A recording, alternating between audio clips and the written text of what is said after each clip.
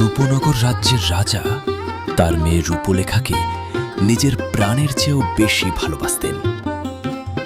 মা মরা মেয়েটিকে তিনি কখনো চোখের আড়াল করতে চাইতেন না, কিন্তু রূপলেখার ছিল অজানাকে জানার বড্ড নেশা।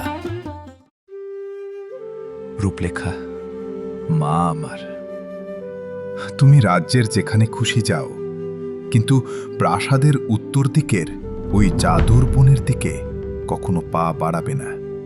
ওখানকার বাতাসও। কেন বাবা?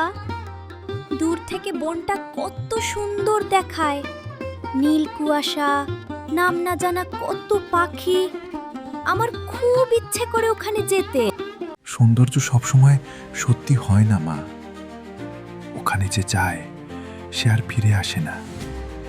তুমি আমাকে কথা দাও, কখনো ওই বনে যাবে না। আচ্ছা বাবা, কথা দিলাম।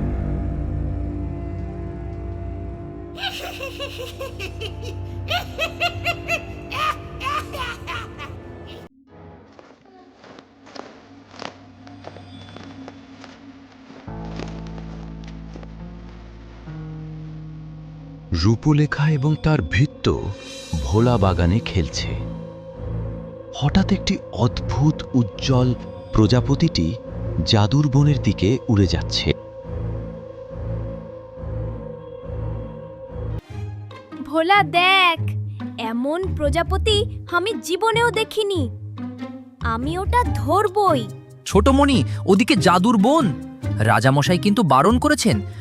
আমি তো আর বনে ঢুকছি না, শুধু সীমানা থেকে ওটা ধরে নিয়ে আসব।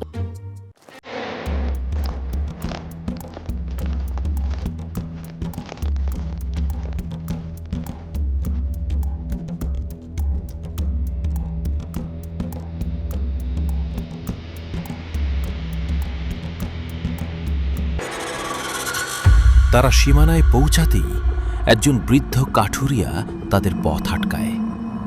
কাঠুরিয়ার চোখে মুখে গভীর আতঙ্ক। ফিরে যান রাজকুমারী, ওই প্রজাপতি ডাইনি বুড়ির মায়াজাল, ওটা আপনাকে ডাকছে। একবার বনের ছায়ায় পা রাখলে সূর্য ডোবার পর আর পথ খুঁজে পাবেন না।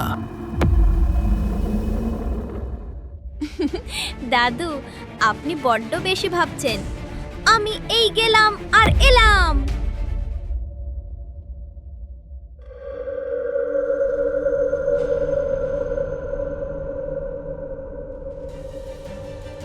জেদের বশে রূপলেখা বনের ভেতর ঢুকে পড়েছিল ঠিকই, কিন্তু কিছুক্ষণের মধ্যেই প্রজাপতিটা মিলিয়ে গেল। আর যখন সে পেছনে ফিরল, দেখল প্রাসাদে ফেরার কোনো রাস্তা নেই, কেবল সারি সারি ভয়ঙ্কর চেহারার গাছ। ভোলা, আমার খুব ভয় করছে। আমি বাবার কথা কেন শুনলাম না? রাস্তাটা কোথায় হারিয়ে গেল? বলেছিলাম ছোটমণি, এই গাছগুলো যেন আমাদের দিকে তাকিয়ে আছে। আজ রাতটা আমাদের এই গাছের নিচেই কাটাতে হবে। সকাল হতে না হতেই প্রাসাদে খবর রটে গেল রাজকুমারী নেই। শোকে পাথর হয়ে গেলেন রাজামশাই। আমার রূপলেখা কোথায়? পাহারাদার, আমার রাজ্যের সমস্ত সৈন্য পাঠিয়ে দিন। জাদুর বনের প্রতিটি গাছ তন্ন তন্ন করে খুঁজুন। আমার মেয়েকে আমার বুকে ফিরিয়ে এনে দিন।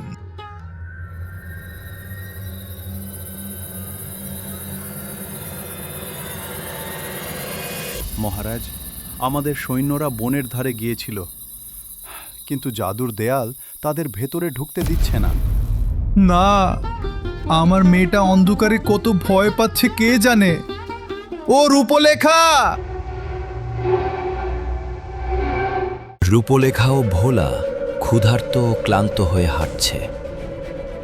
হঠাৎ তারা দেখে বনের মাঝে একটা ফলের গাছ। ভোলা দেখ, আপেল গাছ। আমার খুব খিদে পেয়েছে। রূপলেখা একটা আপেল ছেনার জন্য হাত বাড়াতেই গাছটা একটা ভয়ঙ্কর রূপ নেয়। চারদিকে সবুজ ধোঁয়া ছড়িয়ে পড়ে এবং ডাইনি বুড়ির আবির্ভাব হয়। খিদে পেয়েছে রাজকুমারী? আমার ডেরায় চলো, অনেক খাবার দেব। তোর কাঁচা রূপ আর যৌবন দিয়ে আমি আজীবন বেঁচে থাকবো। এই বুড়ি, ছোট মণিকে ছেড়ে দে। তুই আবার কেড়ে ইঁদুর, যা ভাগ। ডাইনি বুড়ি তার জাদুর লাঠির এক ঝটকায় ভোলাকে দূরে একটা পাহাড়ি নদীর খাদে ফেলে দেয়। তারপর রূপলেখাকে জাদু পাশে বেঁধে আকাশে ভাসিয়ে নিজের গুহায় নিয়ে যায়। বাবা, তুমি ঠিকই বলেছিলে। আমার জেদ আজ আমার কাল হলো। ভোলাও আমার জন্য মারা গেল। আমাকে ক্ষমা করে দিও বাবা। আমি কাঁদলে চলবে না। রাজামশাই আমাকে বিশ্বাস করতেন। ছোটমণি আমাকে নিজের ভাইয়ের মতো ভালোবাসতেন। আমার প্রাণ থাকতে ডাইনি বুড়ি ছোটমণির একটা চুলও বাঁকা করতে পারবে না। ভোলা খুঁড়িয়ে খুঁড়িয়ে পাহাড় বেয়ে উঠছে। হঠাৎ একটা আলোর ঝলকানি দেখা যায়। বনপুরি আবির্ভূত হয়। তোমার সাহস দেখে আমি মুগ্ধ ভোলা। ডাইনি বুড়ি আজ রাতে পূর্ণিমার চাঁদের আলোয় রাজকুমারীর রূপ চুরি করবে। আমাকে বলুন পরিমা, আমি কি করে বাঁচাবো ছোটমণিকে? আমার তো কোনো জাদুর শক্তি নেই। জাদু দিয়ে ডাইনিকে মারা যাবে না। তার শক্তি লুকিয়ে আছে তার জাদুর কড়াইয়ের বিষাক্ত রসে। যদি তুমি কোনোভাবে ওই রসে পবিত্র আগুনের ছাই, তবে তার জাদু চিরতরে ধ্বংস হবে। এই নাও পবিত্র ছাই। বনপরি ভোলাকে একটা ছোট থলি দেয় এবং ডাইনির গুহার রাস্তা দেখিয়ে অদৃশ্য হয়ে যায়। পূর্ণিমার আলোয় রূপকুমারীর রূপ যায়। রূপলেখাকে কড়াইয়ের ওপরে ঝোলানো হয়েছে। সে ভয়ে চোখ বন্ধ করে আছে। ভোলা গুহার পাথরের আড়াল থেকে সন্তর্পণে এগিয়ে আসছে। এটাই সুযোগ।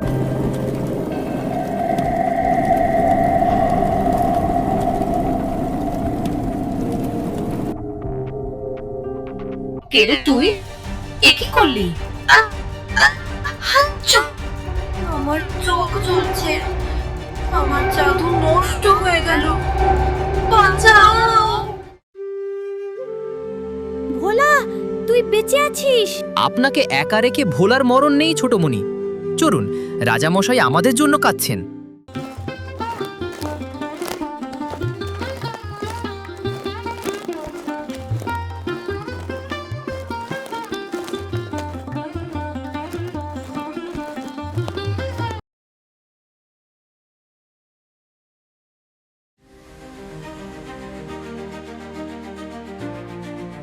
হঠাৎ প্রাসাদের গেট খুলে যায়। পাহারাদাররা চিৎকার করে ওঠে, রাজকুমারী ফিরে এসেছেন! রাজামশাই দৌড়ে ছুটে যান। রূপলেখা, মা আমার, তুই ফিরে এসেছিস।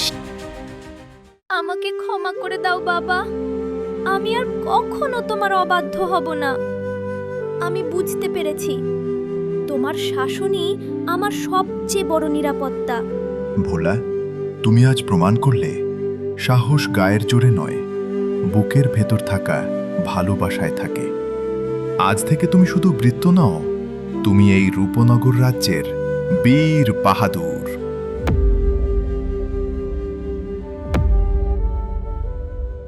জাদুর বনের অন্ধকার চিরতরে কেটে গেল। রূপলেখা শিখল জীবনের এক বড় শিক্ষা। বড়দের সাবধানবাণীর পেছনে লুকিয়ে থাকে গভীর ভালোবাসা। আর ভোলার সাহসিকতা হয়ে রইল রাজ্যের এক নতুন রূপকথা।